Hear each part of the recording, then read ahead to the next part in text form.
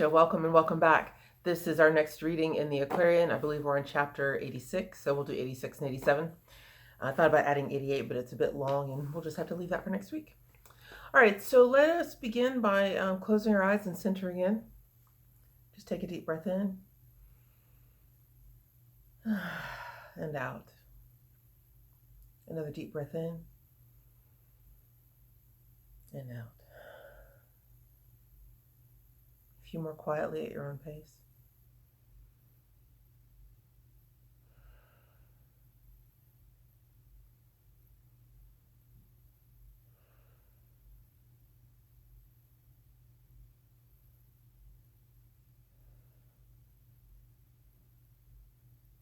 Just notice how with each breath you're becoming more and more present in your body. Outwardly concerns in the worldly way.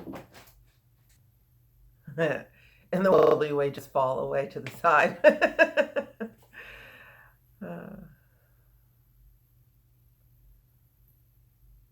Just being present in this moment, present in your body.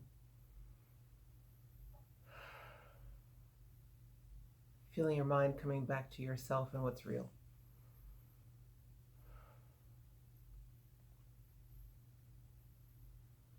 Now see a column of light coming down over you.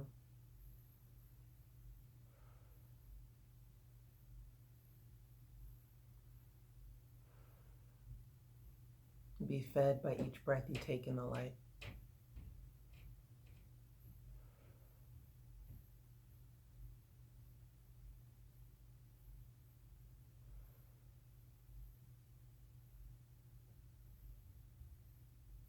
Gently lift up in that column.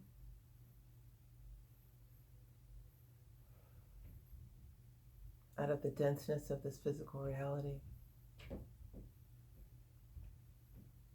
Lifting into a space of peace, oneness.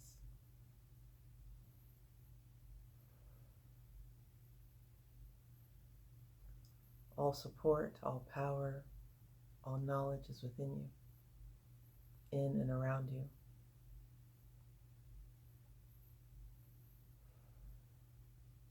Not feeling the need to hold on to it because you know it's there and you can trust in your ever-present access to it.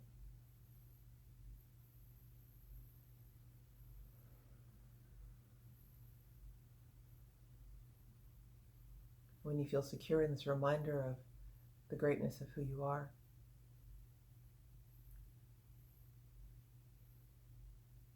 gently open your eyes.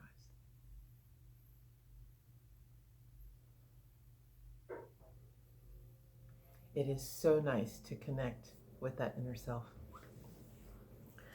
So on we read. The Christines were in Nazareth. It was a Sabbath day, and Jesus went up to the synagogue. The keeper of the books gave one to Jesus, and he opened it and read, "The Spirit of the Lord has overshadowed me. He has anointed me to preach the gospel to the poor, to set the captives free, to open sightless eyes, to bring relief to those oppressed and bruised, and to proclaim the year of Jubilee has come."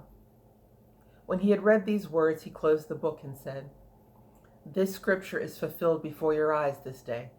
The year of Jubilee has come, the time when Israel shall bless the world." And then he told them many things about the kingdom of the Holy One, about the hidden way of life, about forgiveness of sins. Now, many people knew not who the speaker was, and others said, "Is that not Joseph's son? Does not his mother live on Marmion Way?" And one spoke out and said, "This is a man who did such mighty works in Cana and in Capernaum and in Jerusalem." And then the people said, "Physician, heal yourself. Do here among your kindred all the mighty works that you have done in other towns." And Jesus said, "No prophet is received with honor by the people of his native land, and prophets are not sent to everyone. Elijah was a man of God. He had the power, and he closed the gates of heaven, and it did not rain for 40 months. And when he spoke the word, the rain came on. The earth brought forth again. And there were many widows in the land, but this Elijah went to none but Zarephath, and she was blessed. And when Elisha lived, lo, many lepers were in Israel, but none were cleansed save one, the Syrian, who had faith. You have no faith. You seek for signs to satisfy your curious whims. but you shall not see till you open up your eyes of faith." And then the people were enraged. They rushed upon him, bound him down with cords, and took him to a precipice not far away, intent to cast him down to earth, down to death. But when they thought they held him fast, he disappeared. Unseen, he passed among the angry men and went his way. The people were confounded, and they said, "What manner of man is this?" And then he came again to Nazareth, and they found him teaching in the synagogue. They troubled him no more, for they were sore afraid. In Nazareth, Jesus taught no more. He went with his disciples up to Cana, where, at a marriage feast, he once turned water into wine. And here he met a man of noble birth, whose home was in Capernaum, whose son was sick. The man had faith in Jesus' power to heal, and he had learned that he had come to Galilee. And when he learned he had come to Galilee, he went in haste to meet him on the way. The man met Jesus at the 7th hour, and he entreated him to hasten to Capernaum to save his son. But Jesus did not go. He stood aside in silence for a time, and then he said, "Your faith has proved a healing balm. Your son is well." The man believed and went his way towards Capernaum, and as he went, he met a servant from his home who said, "My Lord, you need not haste. Your son is well." And the father asked, "When did my son begin to mend?" And the servant said, "On yesterday, about the 7th hour, the fever left." And the father knew it was the healing balm that Jesus sent to save his son. In Cana, Jesus tarried not. He went his way with his disciples to Capernaum, where he secured a spacious house where, with his mother, he could live, where his disciples might repair to hear the word. He called the men who had confessed their faith in him to meet him in his home, which his disciples called the School of Christ. And when they came, he said to them, "This gospel of the Christ must be proclaimed in all the world. This Christine vine will be a mighty vine, whose branches will comprise the peoples, tribes, and tongues of all the earth. I am the vine, 12 men shall be the branches of the stalk, and these shall send forth branches everywhere. And from among the people who have followed me, the Holy Breath will call the 12. Go now and do your work as you have done your work, but listen for the call." Then the disciples went unto their daily task, to do their work as they had done, and Jesus went alone into the Hamath hills to pray. 3 days and nights he spent communing with the silent brotherhood. Then, in the power of the Holy Breath, he came to call the 12.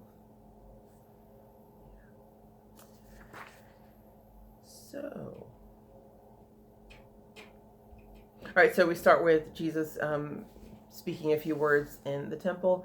And the people, I love this line about, is that not Joseph's son? Does his mother not live on Marmion Way? The idea that Jesus has an address and he just lived over, around the corner. It's just kind of funny.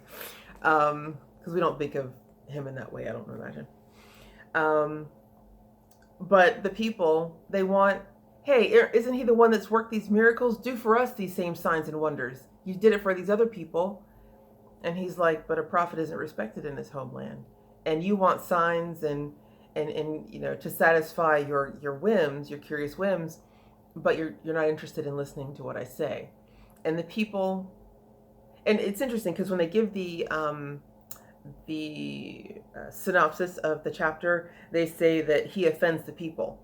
And as you read, the people were enraged.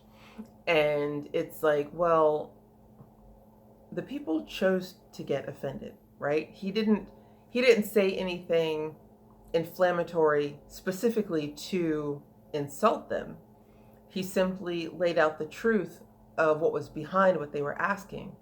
And when they heard that truth, they didn't like what they heard, and so they got offended, which is different from him actively offending him. And I think we come up against that a lot, especially now in this time where everybody's a judge and everybody's sitting in judgment, and people seem more sensitive, or they want to call out sensitivity. They're very quick to, call out a microaggression when perhaps there wasn't one, or demand that someone change the way that they speak and interact with others because they don't like their tone, or they don't like what was said. And it's that choice of being offended rather than listening to what was said and knowing if there was something there to really be offended by. And in that way, they in fact prove his point, because, the reason he says, and this isn't the first time we've come across this statement of a prophet isn't recognized isn't respected in his homeland. It's that the people that you grew up with, they are going to tend to see you as they've always seen you.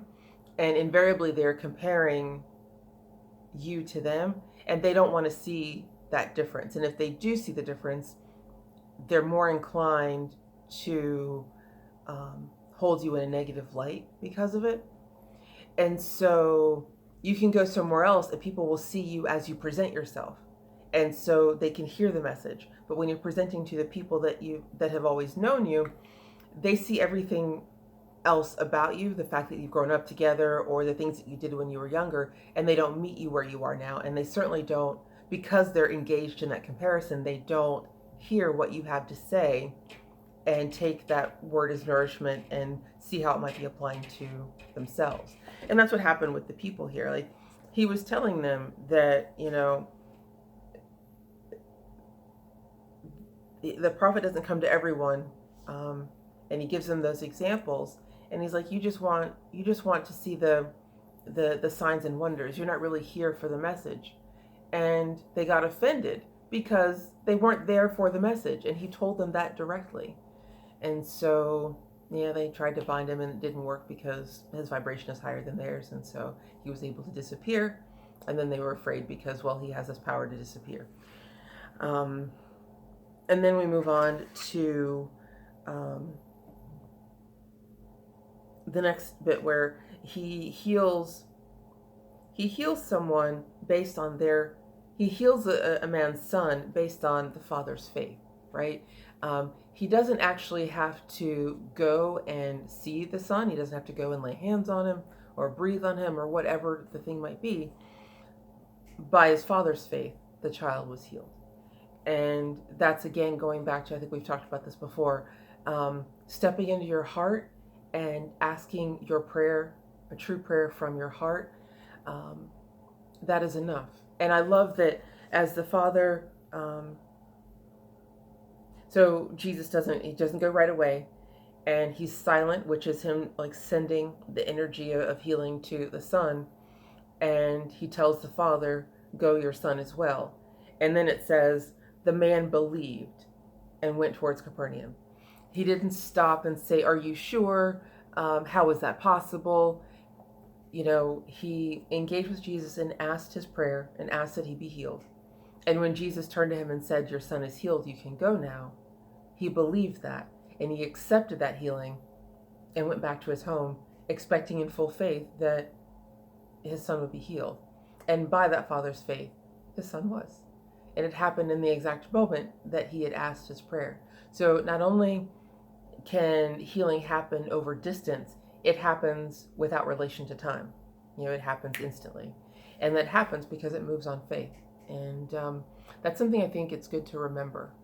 When we ask our prayer, not to look for the ways in which it's evident, its answer, but accept that the answer is, and act in the knowing that it has been fulfilled.